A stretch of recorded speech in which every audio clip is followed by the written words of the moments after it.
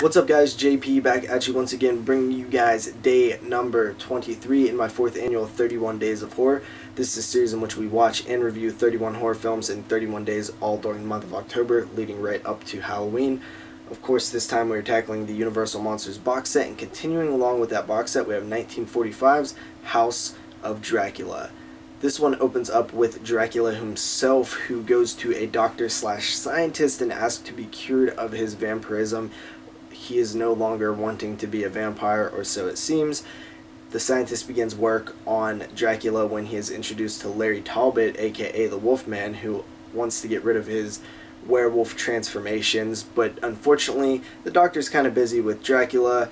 They end up meeting the Frankenstein monster when the Wolfman jumps into a river and the scientist goes after the Wolfman. They find the monster and the bones of the previous mad scientist. They take them all back to their lab where the scientist begins work, but he gets kind of betrayed by Dracula and he becomes mad, or kind of a vampire. It's not really explained. That's kind of your story right there. First of all, right away, I gotta say I'm super annoyed at the fact that they really don't explain how both the Dracula character and the Wolfman are returned to life, because they had both died in the previous film, but they do tell you where the Frankenstein's monster is, and that is annoying to me. This one, I don't know, man, it's cool to see all the monsters again, and they do have a little bit of interaction. I like the Wolfman story. The Wolfman story is like kind of always the same, just like all the monsters really, but Larry Talbot, Lon Chaney Jr. as the Wolfman, he's just a likable character. You feel very bad for him. There's also this hunchback nurse character, which I think was supposed to be like the Daniel character from the previous film.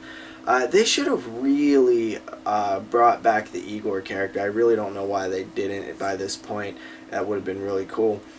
So yeah, there's a lot of plot holes in this one. They really just kind of throw the continuity out the window, which comes off very annoying. I mean, I thought the previous film ended pretty good in terms of, you know, wrapping up all the stories for the monsters, and then they kind of just bring them back and then just do the same thing again. So once again, you know, Universal is really starting to, you know, reuse a lot of their ideas and not really expand on them much. And actually, they even use the same footage from during the end of this film, which is also very annoying.